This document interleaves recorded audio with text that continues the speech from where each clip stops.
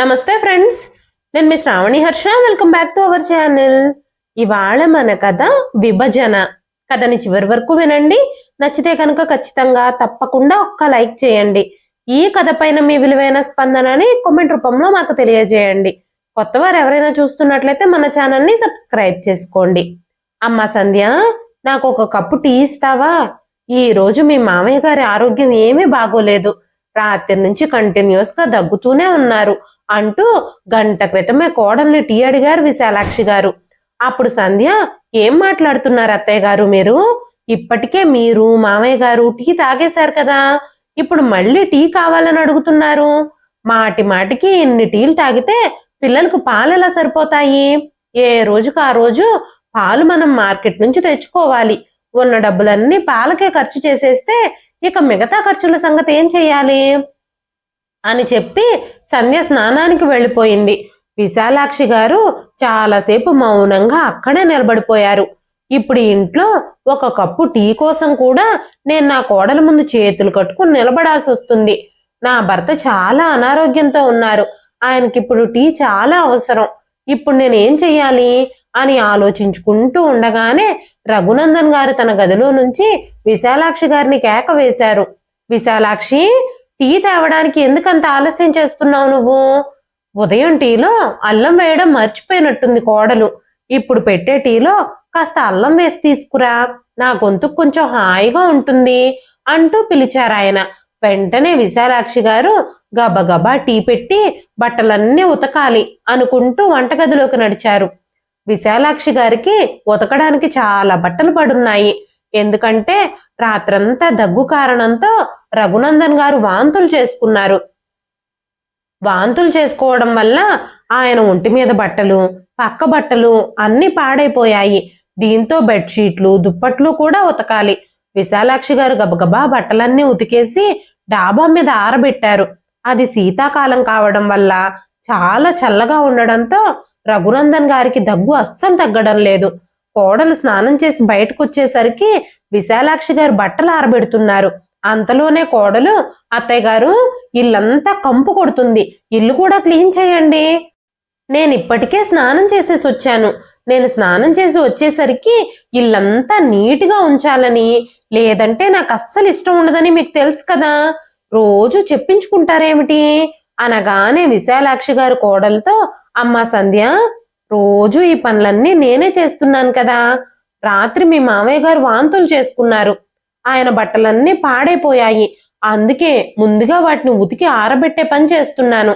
ఇదిగో వెంటనే ఇంటిని శుభ్రం చేసేస్తాను అంటూ గబగబా ఇల్లు శుభ్రం చేసే పనిలో పడ్డారు. ఈ పనులన్నీ చేయడం వల్లే నేను మీకు భోజనం పెడుతున్నాను. వీటిని కూడా చెయ్యకపోతే నేను అస్సలు ఊరుకోను అంటూ కోడలు తన గదిలోకి వెళ్ళిపోయింది. విశాలాక్షి గారికి కోడలి మాటలు చూరకత్తుల్లాగా గుండెల్లోకి దూసుకెళ్తున్నా ఆవిడ ఏమీ మాట్లాడకుండా మౌనంగా తన పని తను చేసుకుంటూ ఉన్నారు. కొన్ని రోజుల క్రితం నుంచి కొడుకు కోడలు ఇద్దరి ప్రవర్తన మారిపోయింది. ప్రతి సంభాషణలోనూ కోడలు ఆవిడ్ని తక్కువ చేసి మాట్లాడడం మొదలుపెట్టింది.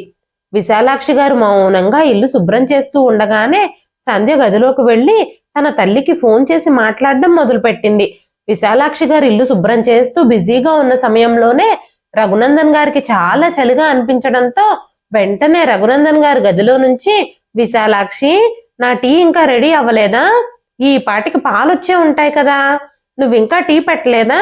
నా కోసం తొందరగా టీ పెట్టు, చాలా చల్లగా ఉంది, నేను ఈ చలికి తట్టుకోలేకపోతున్నాను అంటూ పిలవగానే గబగబా ఆవిడ వంటింట్లోకి వెళ్ళి విశాలాక్షి గారు తన కోసం, తన భర్త కోసం 2 కప్పుల టీని పొయ్యి మీద పెట్టి అది మరిగేలోపుగా ఇల్లు తుడవడం మొదలు పెట్టారు.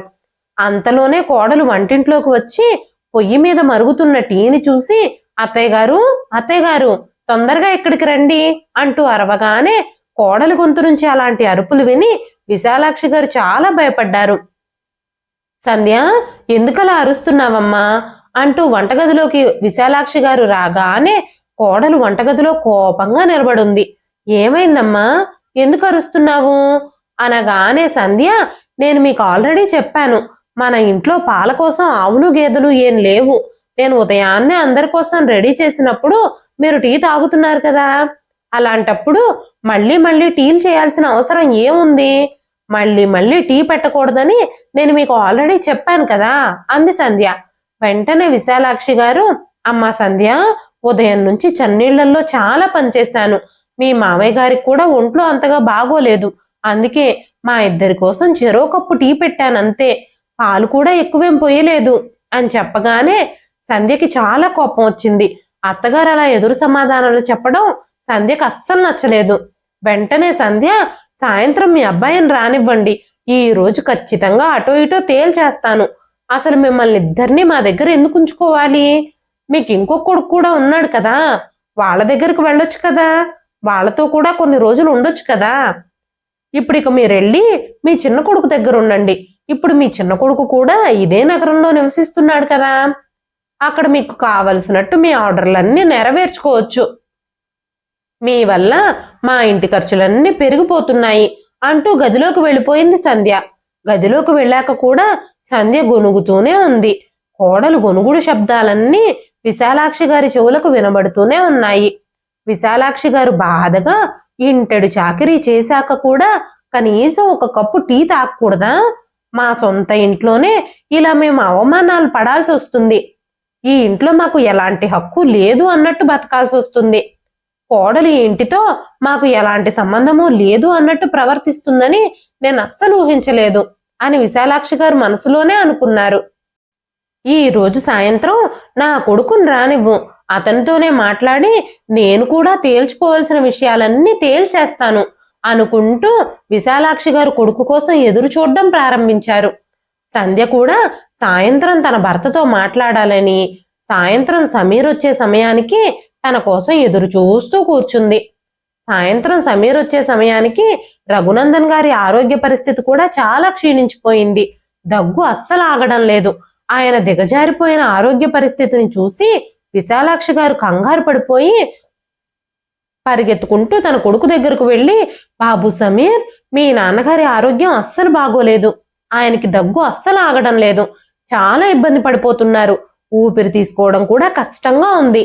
వెంటనే నువ్వు మీ నాన్నగారిని డాక్టర్ దగ్గరికి తీసుకెళ్ళు. నిన్నంతా ఆయన దగ్గుతూనే ఉన్నారు. రాత్రైతే వాంతులు కూడా చేసుకున్నారు. ఇవాళ ఆయన పరిస్థితి ఏమీ బాగోలేదు. నాకు చాలా భయంగా ఉంది అని విశాలాక్షి గారు చెప్పగానే సమీర్, సరే అమ్మా, నేను బట్టలు మార్చుకుని వస్తాను అంటూ తన గదిలోకి వెళ్ళిపోయాడు. సమీర్ లోపలికి వెళ్ళగానే సంధ్య కోపంగా, మీ నాన్నగారిని ఇప్పుడు మీరు డాక్టర్ దగ్గరికి తీసుకెళ్లాలా ఏంటి? అంత అవసరం ఏముంది? ఈ ముసలాళ్ళిద్దరిని మన దగ్గరే ఉంచుకుంటున్నాము. వాళ్ళిద్దరికీ ఫ్రీగా తిండి పెడుతున్నాము. అది చాలదు అన్నట్టు ఇప్పుడు డాక్టర్ దగ్గరకు కూడా తీసుకెళ్లాలా? వెంటనే మీ తమ్ముడికి ఫోన్ చేసి చెప్పండి, డాక్టర్ దగ్గరికి మీ తమ్ముడిని తీసుకెళ్ళమనండి. వీళ్ళిద్దరి కోసం మనం అంత డబ్బు ఎందుకు ఖర్చు చేయాలి అంది సంధ్య. వెంటనే సమీర్ వేగంగా గదిలో నుంచి బయటకు వెళ్ళి విశాలాక్షి గారితో, అమ్మా, ఈ రోజు ఆఫీసులో నాకు చాలా వర్క్ ఎక్కువగా ఉండడంతో నేను చాలా అలసిపోయాను. నాన్నగారిని హాస్పిటల్కి తీసుకెళ్లడానికి నాకు అస్సలు ఓపిక లేదు. నువ్వు ఒక పని చెయ్యి, విమల్కి ఫోన్ చెయ్యి, తమ్ముడొచ్చి నాన్నని హాస్పిటల్కి తీసుకెళ్తాడు అన్నాడు. తన కొడుకు మారిపోయిన ప్రవర్తన స్పష్టంగా అర్థమవుతుంది విశాలాక్షి గారికి.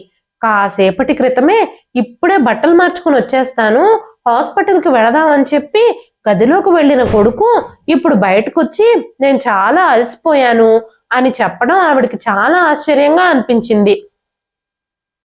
వెంటనే విశాలాక్షి గారు తన చిన్న కొడుకు విమల్కి ఫోన్ చేశారు.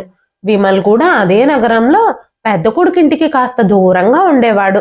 పెద్ద కొడుకింటికి చిన్న కొడుకింటికి చాలా దూరమే ఉండదు. పెద్ద కొడుకింటి నుంచి చిన్న కొడుకింటికి వెళ్ళడానికి 10-15 నిమిషాలు పడుతుంది అంతే. అయితే విమల్ మాత్రం తండ్రి ఆరోగ్యం గురించి చాలా కంగారు పడుతూ తల్లి ఫోన్ చేయగానే ఇంటికి వచ్చాడు. కానీ హాస్పిటల్కి తీసుకెళ్లడానికి విమల్కి కూడా అస్సలు ఇష్టం లేదు. అమ్మా, నేను నా షాప్ని వదిలేసి నువ్వు ఫోన్ చేయగానే హడావిడిగా బయలుదేరొచ్చింది నాన్నగారు ఎలా ఉన్నారో చూద్దామని, అంతే తప్ప హాస్పిటల్కి తీసుకెళ్లడానికి నా దగ్గర డబ్బులు లేవు.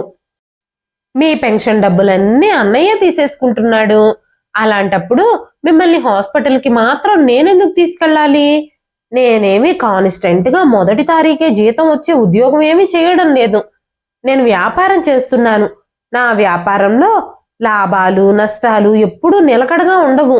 కొన్నిసార్లు లాభం వస్తుంది, కొన్నిసార్లు నష్టం వస్తుంది. నా కన్నయ్యకి లాగా ప్రతి నెల జీతమేమీ రాదు. అయినా సరే పెన్షన్ డబ్బులు తీసుకొని ఇంటి ఖర్చులకు వాడుకుంటున్న అన్నయ్య మిమ్మల్ని హాస్పిటల్కి కూడా తీసుకెళ్లలేడా ఏంటి అన్నాడు విమల్. ఆ మాటలు వింటున్న విశాలాక్షి గారు ఒక్కసారిగా షాక్ అయిపోయారు. ఇంకా రాబోయే వృద్ధాప్యపు రోజులు ఎలా ఉంటాయో అని ఆవిడ చాలా కంగారు పడసాగారు. జరుగుతున్న పరిస్థితులను చూస్తూ ఉంటే కొడుకుల ఉద్దేశాలన్నీ బాగానే అర్థమవుతున్నాయి. ఈ సమస్యకి ఏదైనా పరిష్కారం కనుక్కోవాలని ఆవిడ నిర్ణయించుకున్నారు. తమ దగ్గర డబ్బులున్నప్పుడు కొడుకులు కోడళ్ళు ఎంతో ప్రేమగా అడిగి తమకు కావలసినవన్నీ తీసుకునేవాళ్ళు.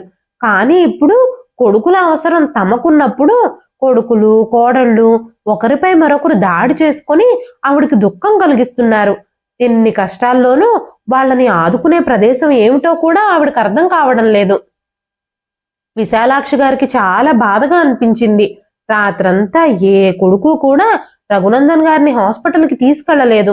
విశాలాక్షి గారు రాత్రంతా ఆ విషయం గురించే ఆలోచిస్తూ ఆందోళన చెందుతూ ఉన్నారు. నాకు ఆ భగవంతుడు 2 కొడుకుల్నిచ్చినా కూడా ఈ రోజు ఈ కన్న తల్లిని నిద్ర కూడా రాని పరిస్థితికి తీసుకొచ్చారు నా కొడుకులు. కన్న తండ్రిని ఎవ్వరూ ఆసుపత్రికి తీసుకెళ్లలేదు అనుకుంటూ ఆలోచిస్తూనే ఉన్నారు. రఘునందన్ గారికి కూడా అప్పుడప్పుడు దగ్గొస్తుంది. ఆయన దగ్గుతూ మెలకువలోకి రాగానే విశాలాక్షి గారు ఆయనకి వేడి నీళ్లు తాగిస్తున్నారు.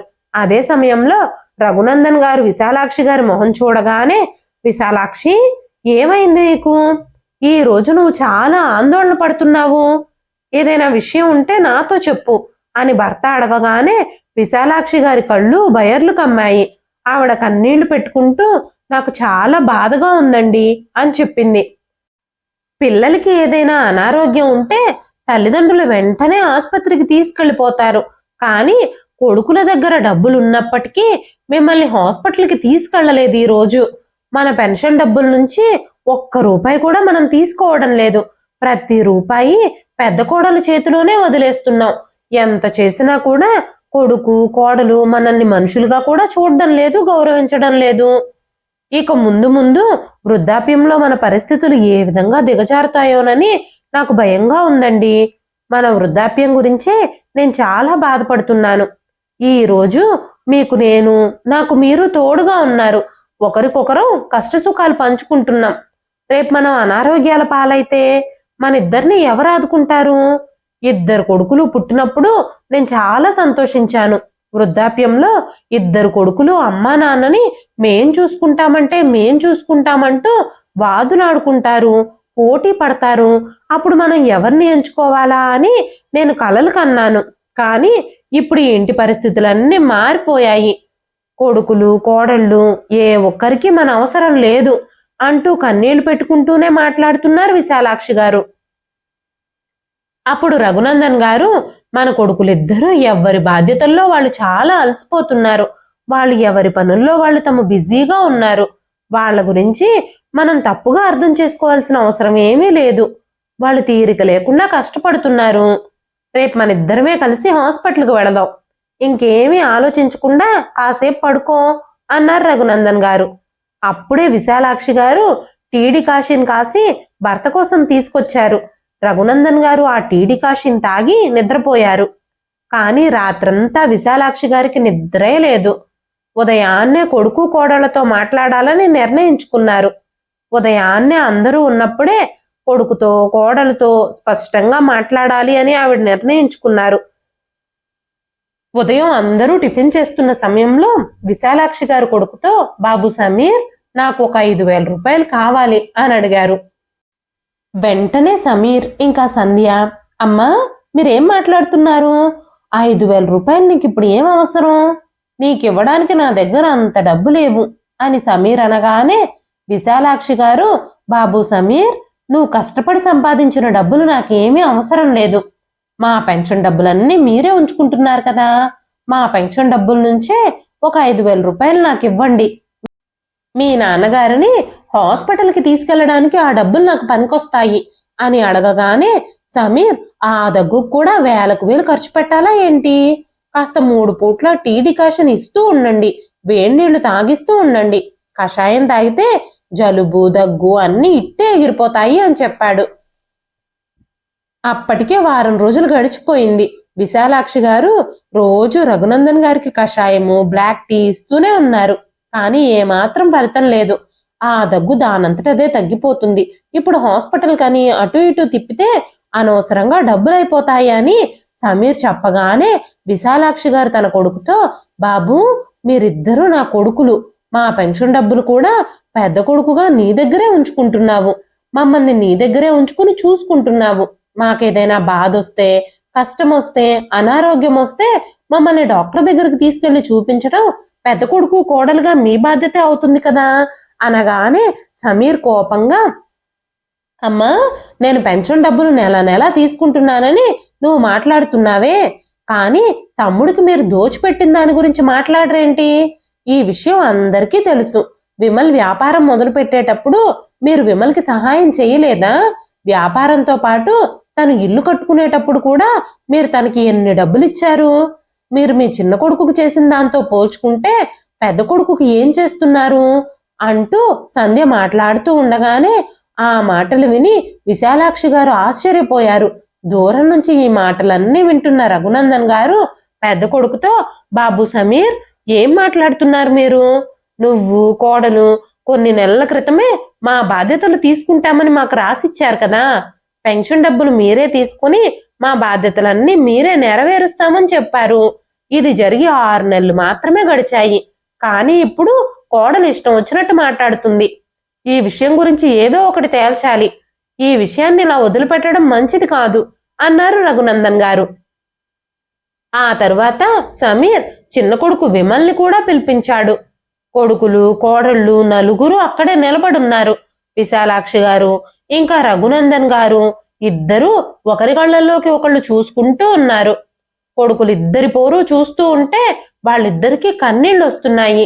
విశాలాక్షి గారు ఇప్పుడిక ఆలోచించడం మొదలు పెట్టారు. చిన్నప్పుడు అమ్మ పక్కన నేను పడుకుంటాను అంటే నేను పడుకుంటాను అంటూ ఇద్దరు కొడుకులు గొడవ పడేవారు. ఇద్దరిని చెరో పక్కన పడుకోబెట్టుకుని జో కొట్టేవారు విశాలాక్షి గారు. కానీ ఈ రోజు కొడుకులు పెరిగి పెద్దవాళ్ళయ్యి తమ కాళ్ల మీద తాము నిలబడినప్పుడు ఇంతలా ఎలా మారిపోతారో ఆవిడకి అర్థం కావడం లేదు.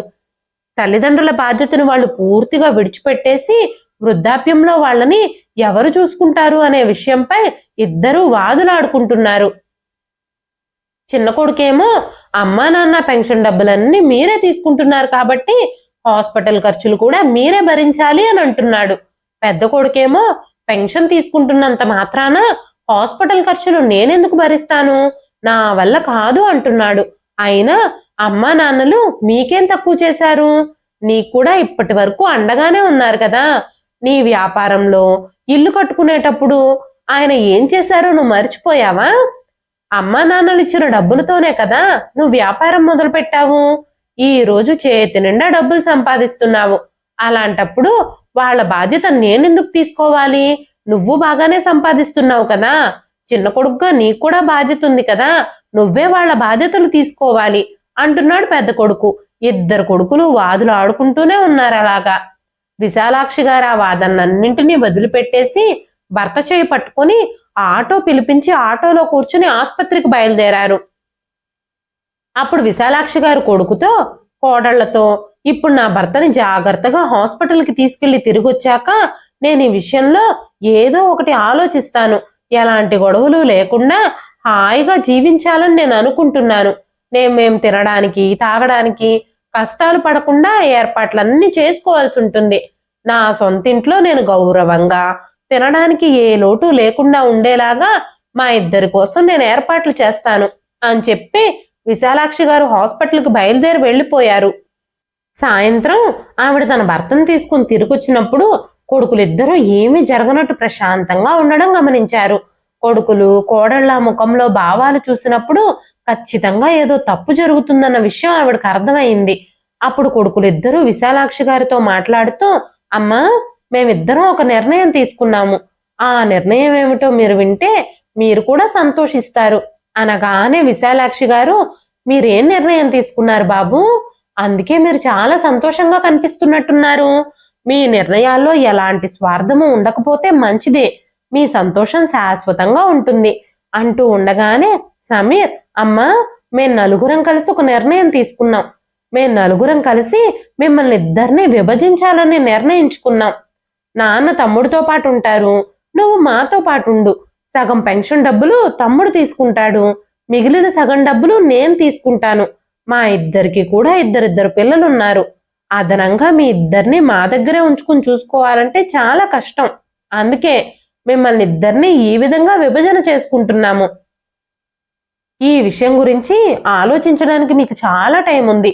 ఇప్పటికే చాలా ఆలస్యం అయిపోయింది. మేము రేపు మళ్ళీ వస్తాము. అప్పట్లోగా ఆలోచించుకొని మీ నిర్ణయం ఏమిటో మాకు తెలియజేయండి. ఆలోచించడానికి, అర్థం చేసుకోవడానికి ఇందులో ఏమీ లేదు. మేం సరైన నిర్ణయమే తీసుకున్నామన్న నమ్మకం మాకుంది అంటూ కొడుకులు, కోడళ్ళు విశాలాక్షి గారికి, రఘునందన్ గారికి ఆదేశాలు ఇచ్చిన తర్వాత బయటకు వెళ్ళిపోయారు. రఘునందన్ గారు గంభీరమైన స్వరంతో చెప్పారు, వద్దు విశాలాక్షి, ఈ వృద్ధాప్యంలో మనం విడిపోవడానికి వీల్లేదు. నీకు గుర్తుందా, నా స్నేహితుల్లో ఒకడైన రాజారాంకి తన భార్యకి ఏం జరిగిందో నీకు తెలుసు కదా. తనని కూడా కొడుకులు, కోడళ్ళు విభజించుకున్నారు. చిన్న కొడుకు తన తండ్రిని సిటీకి తీసుకెళ్లాడు. పెద్ద కొడుకుతో తల్లి గ్రామంలోనే ఉండేది. అలా ఇద్దరూ ఒకరికొకరు దూరంగా జీవిస్తున్నారు. ఒకప్పుడు రాజారాం, తన భార్య చాలా సంతోషంగా జీవించేవారు. కానీ ఇప్పుడు తమలో సంతోషమే లేదు. తన భార్య దగ్గర నుంచి ఎప్పుడు కాలొస్తుందా అని ఎదురు చూస్తూ ఉంటాడు. నగరంలో నివసించడం తనకు ఇష్టం లేదని కొడుకులతో మాట్లాడి గ్రామానికి వచ్చి తన భార్యతో కలిసి జీవించాలని అనుకుంటున్నాను అని మొన్న ఈ మధ్య కలిసినప్పుడు నాతో చెప్పాడు. కొన్నిసార్లు నాకేదైనా మంచి చెడు తినాలనిపిస్తుంది. అయితే కోడలను అడగలేను కదా. నా భార్య అయితే నా ఇష్టం వచ్చినవి చేసి పెడుతుంది. బాధని, కష్టాల్ని భార్యతో అయితే పంచుకోగలను. అంతేకాకుండా నా భార్య పరిస్థితి కూడా గ్రామంలో ఇలాగే ఉంది. నా భార్య రోజంతా కొడుకు కోడలి ఇంట్లో ఒక పని మనిషిలా పని చేసి చేసి అలసిపోతుంది. అంతేకాకుండా తనకి బాధలు పంచుకోవడానికి కూడా పక్కన తోడెవ్వరూ లేరు అని రాజారాం నాతో చెబుతున్నప్పుడు నాకు చాలా బాధగా అనిపించింది. కానీ నా స్నేహితుడికి నేను ఏ విధమైన సహాయము చేయలేకపోయాను. కొన్ని రోజుల తర్వాత రాజారాంకి చాలా జ్వరం వచ్చింది. నాన్నని ఊర్లో వదిలేయాలని చిన్న కొడుకు నిర్ణయించుకున్నాడు. కానీ పల్లెటూరులో ఉన్న పెద్ద కొడుకు మాత్రం తండ్రిని తమ దగ్గర ఉంచుకోవడానికి నిరాకరించాడు. తమతో పాటు తండ్రిని కూడా ఉంచుకోవడానికి పెద్ద కొడుకు సిద్ధంగా లేడు. కొన్ని రోజుల తర్వాత ఆ దిగులతోనే రాజారాం మరణించాడు.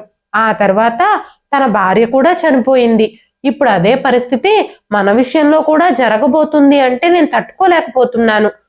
నువ్వు, నేను ఒంటరిగా మిగిలిపోవడం నాకు ఇష్టం లేదు. మనిద్దరిని విడివిడిగా మాత్రమే చూసుకోవాలి అని కొడుకులు, కోడళ్ళు అనుకుంటున్నారు. ఇది చాలా కష్టం. వృద్ధాప్యంలో ఇప్పుడు మన ఇద్దరికి ఒకరితోడు ఇంకొకరికి చాలా అవసరం. మనకేదైనా బాధ కలిగితే కనీసం ఒకరితో ఒకరైనా పంచుకుంటున్నాము. ఎన్ని బాధలు ఎదుర్కొన్నా ఒకరికొకరం బాధలు పంచుకోవడం వల్ల మన మనసు తేలికవుతుంది. ఈ విధంగా కొడుకులు మనల్ని విభజన చేసుకోవాలి అని ఆలోచిస్తున్నారు అంటే మన విషయంలో ఇలా జరుగుతుంది అంటే నేను అస్సలు తట్టుకోలేకపోతున్నాను అంటూ రఘునందన్ గారు అన్నారు. నా జీవితం అంతా నీతోనే గడపాలని నేను ఆశపడుతున్నాను. ఇన్ని రోజులు ఓపికన్నంత కాలం కొడుకులు ఏమడిగినా వాళ్ళ ప్రతి అభ్యర్థనని, ప్రతి కోరికని నెరవేరుస్తూ వచ్చాము. మన అవసరాలన్నీ తగ్గించుకొని వాళ్ళ అవసరాలే తీర్చాము. మన జీవితం అంతా సర్దుబాటుతోనే గడిచిపోయింది. కానీ ఇప్పుడు కొడుకుల వంతు వచ్చేసరికి వృద్ధాప్యంలో ఉన్న తల్లిదండ్రుల్ని పోషించడం వాళ్ళకి కష్టంగా మారిపోతుంది. ఇప్పుడు ఏం చేయాలో నాకు అర్థం కావడం లేదు అన్నారు రఘునందన్ గారు. విశాలాక్షి గారికి కూడా అసలు ఏం జరుగుతుందో, తను ఏం చేయాలో అర్థం కావడం లేదు. భార్యాభర్తలిద్దరూ రాత్రంతా నిద్ర లేకుండా ఆలోచనలతోనే గడిపారు. వాళ్ళిద్దరూ ఒకరినొకరు విడిచిపెట్టి వెళ్లాల్సి వస్తుందేమోనని ఆందోళన చెందుతున్నారు. రఘునందన్ గారు ఒంటరిగా ఎలా జీవించాలి అని తనలో తానే మదన పడుతున్నారు. కానీ విశాలాక్షి గారు మాత్రం చాలా తెలివైన వారు. అంతేకాకుండా ఆవిడ తన భర్తని ఎంతగానో ప్రేమిస్తుంది.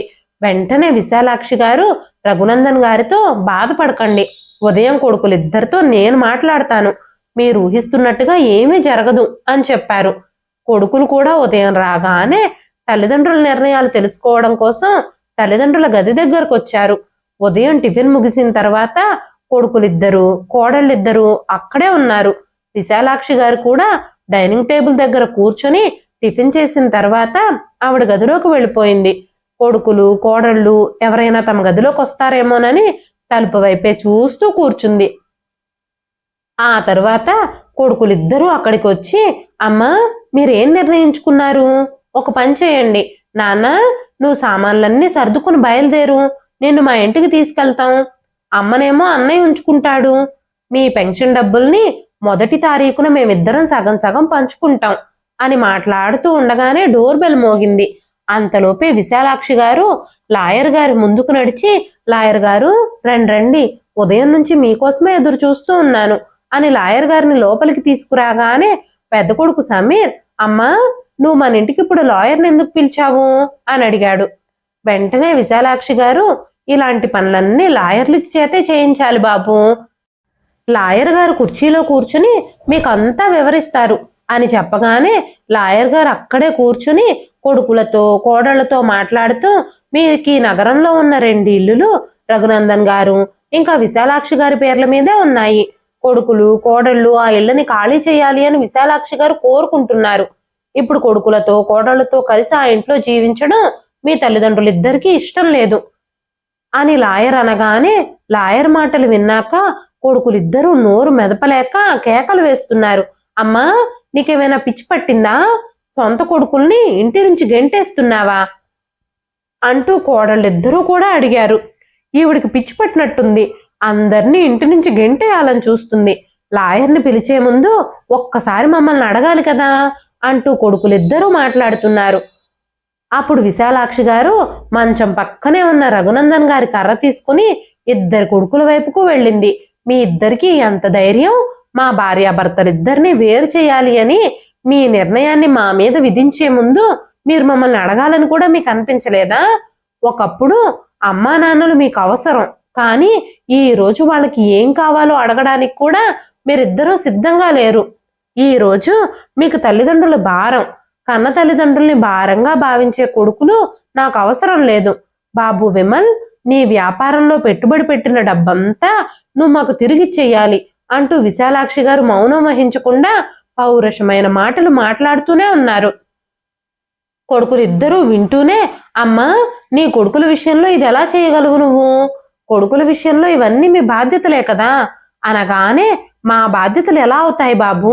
మీ నాన్నని డాక్టర్ దగ్గరికి తీసుకెళ్లడానికి 1000 రూపాయలు ఖర్చు పెట్టడానికి కూడా మీరిద్దరూ వెనకాడారు.